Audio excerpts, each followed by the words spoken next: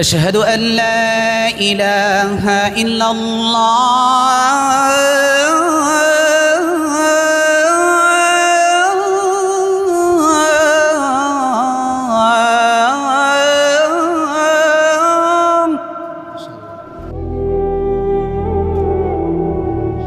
কি তোমার আমি অনেক বুঝাইছিলাম না?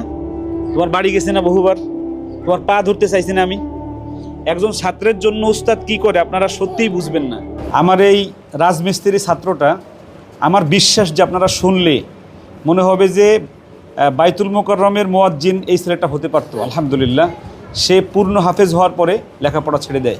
একটু আমরা দুইজনের আযান একসাথে শুনি, আপনাদের কেমন লাগে এবং মুসলিমের এখনও ফিরে আসা উচিত কিনা আপনারা সেই বিষয়টা একটু বলে যাবেন। الله أكبر الله أكبر الله أكبر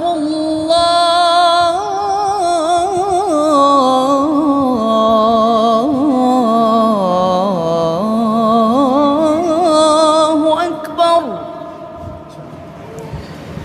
أشهد أن لا إله إلا الله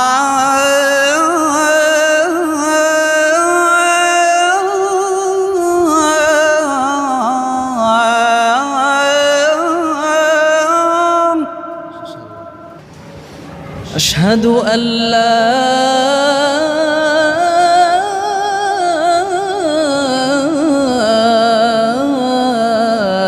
إله إلا الله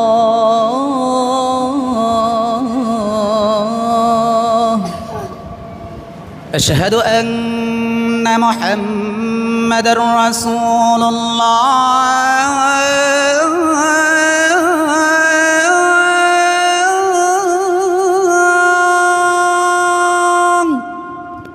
أشهد أن محمد رسول الله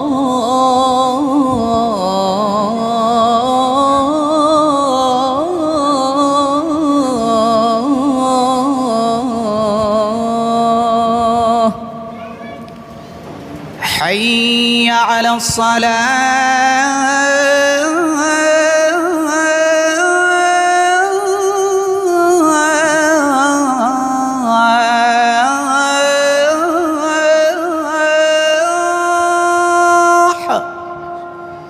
حي على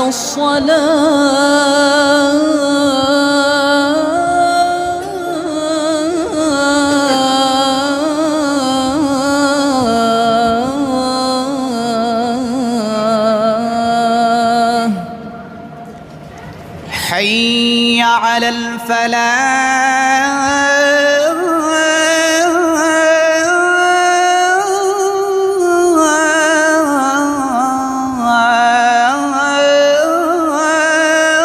الفلاح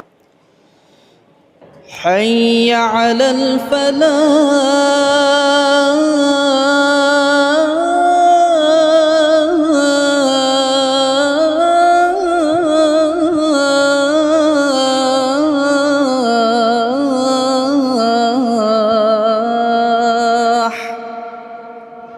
الله أكبر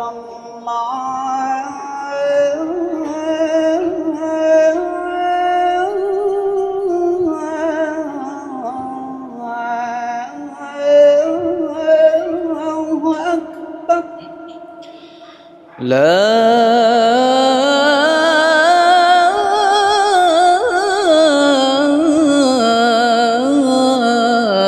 إله إلا الله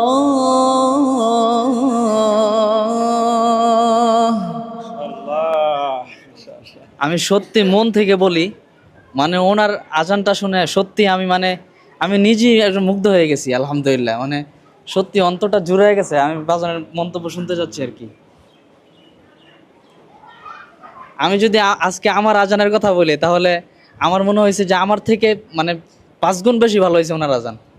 মাশাআল্লাহ। আমার কাছে রায়হান মন্তব্য শুনতে চেয়েছে, আমি এই মুসলিমকে কোলে পিঠে করে মানুষ করেছিলাম, হাফেজ হয়েছিল। আমি শুধু ওর পা ধরছিলাম না ওই সময়, আর সব করেছি, ওর বাড়ি গেছি বহুবার, কিন্তু ওই সময় কোনোভাবেই তাকে আমি শোনাতে পারি নাই। হেফ শেষ করার পরে আমি যারাই মাদ্রাসায় পড়ো সকলের কাছে আমার একটা দাবি থাকবে, সেটা হলো যে পিতামাতা এবং উস্তাদ যখন তোমাদেরকে পড়ার জন্য মানে অনুরোধ করে, উস্তাদের কথা শুনে, পিতামাতার কথা শুনে লাইন ছেড়ো না। লাইন ছাড়লেই যে আমার বাবা আজকে, ওর কি কণ্ঠ, ওর তিলাওয়াত, ওর গজল শুনলে আমি বিমুগ্ধ হয়ে যাই। আপনাদেরকে আমরা পরে শোনাবো রায়হানের সাথে, আমরা গজলের এবং তিলাওয়াতের একটা ডিবেট আমরা সামনে করাবো, রায়হানকে ঢাকায় নিয়ে। তাকে শুধু আপনাদের কাছে জানতে চাই মুসলিমের আজানটা কেমন লেগেছে। রায়হানাটা তো আপনাদের ভালোই লাগে, তো মুসলিমের আজানটা যদি আপনাদের ভালো লেগে থাকে তাহলে কমেন্টস বক্সে লিখে যাবেন। আর মুসলিমকে নিয়ে মানে আবার আমরা কাজ করতে পারি কিনা, শুরু করতে পারি কিনা। আল্লাহ মুসলিমকে অনেক ভালো রাখুক। সবশেষে আমি মুসলিমের কাছে একটু জানতে চাই যে আজকে তুমি রায়হান একসাথেই পড়তে প্রায়, তো রায়হানের আজান শুনলা, তোমার আজান শুনলা, আমার কাছে দুইজনেরটাই যদি নাম্বার দিতে বলা হয় আমি 50-50ই দেবো, মানে বা 100-100ই দেবো। রায়হান ঠিক না? আমি তো বললামই, মানে আজকে ওনার আজানই আমার কাছে অনেক বেশি ভালো লাগছে। তোমার কি আবার এই লাইনে ফিরে আসতে মনে চায় কিনা? মুসলিম খুব কষ্ট করে চলে এখন, ও রাজমিস্ত্রির কাজ করে, ওর সন্তান আছে, বাবা মা আছে, অনেক কষ্ট করে চলে। আপনারা সবাই দোয়া দিবেন আল্লাহ যেন আবার কোরআনের পথে মুসলিমকে ফেরত নিয়ে আসে, আমরা যেন আবার রায়হানের মতো তাকে দিয়ে কোরআনের কাজ করাতে পারি। আল্লাহ রায়হানের কারণে বহু মানুষ এখন কোরআনের পথে আসছে, আল্লাহ মুসলিমের কারণেও যেন মানুষ কোরআনের পথে আসে। সবাই ভালো থাকবেন, সুস্থ থাকবেন, নিরাপদে থাকবেন। আসসালামু আলাইকুম ওয়া রাহমাতুল্লাহি ওয়া বারাকাতুহু।